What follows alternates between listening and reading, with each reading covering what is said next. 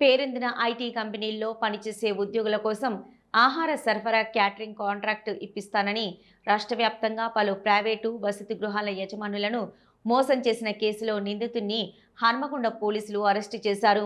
కమిషనరేట్లో ఏర్పాటు చేసిన మీడియా సమావేశంలో సిపి ఎన్ శ్వేత వివరాలను వెల్లడించారు. హన్మకొండ జిల్లా ధర్మసాగర్ మండలం మల్లపల్లి గ్రామానికి చెందిన మహమ్మద్ షబ్బీర్ సెక్యూరిటీ గార్డుగా పనిచేస్తూ హైదరాబాద్ కుత్బుల్లాపూర్ మండలం మల్లపల్లి గ్రామంలో నివాసం ఉంటూ మారుపేర్లతో ఆహార క్యాటరింగ్ కాంట్రాక్ట్ ఇప్పిస్తానని మోసాలకు పాల్పడుతున్నాడు. షబ్బీర్ అలియాస్ కిరణ్ కుమార్, శ్రీకాంత్ రెడ్డి, నరసింహారెడ్డి పేర్లతో మోసాలు చేస్తున్నట్లు గుర్తించారు. దీంతో నిందితుడిని అరెస్టు చేసి రిమాండ్కు తరలిస్తున్నట్లు చెప్పారు. మన అందరికీ తెలుసు, మన రాష్ట్రంలో కానీ దేశంలో కానీ సైబర్ క్రైమ్స్ బాధితులు చాలామంది అవుతున్నారు. తెలిసి తెలియక రకరకాల సైబర్ ఫ్రాడ్స్కి లోన్ అవుతున్నారు. అట్లాగే నిందితులు కూడా రకరకాల ఇన్నోవేటివ్ పద్ధతుల ద్వారా విక్టిమ్స్ని అమాయకులైన విక్టిమ్స్ని ల్యూర్ చేసి మోసం చేయడం జరుగుతుంది.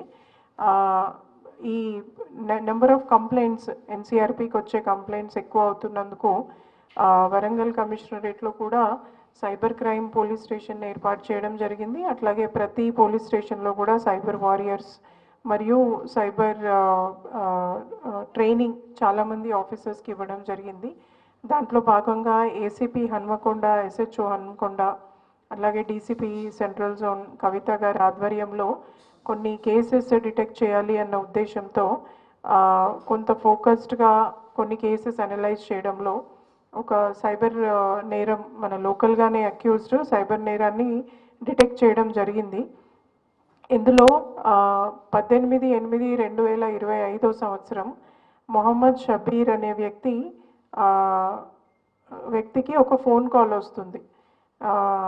ఏమని, నేను సైంట్ ఐటీ కంపెనీ మడికొండలో పనిచేస్తున్నాను, మీరు ఒక హాస్టల్ నడుపుకుంటున్నారు కదా, సో మాకు ఫుడ్ ఆర్డర్ కావాలి అని చెప్పి మా ఎంప్లాయీస్కి ఫుడ్ సప్లై చేయడానికి ఆర్డర్ ఇస్తాము అని చెప్పి అడ్వాన్స్ అమౌంట్ తీసుకుంటాడు తన దగ్గర.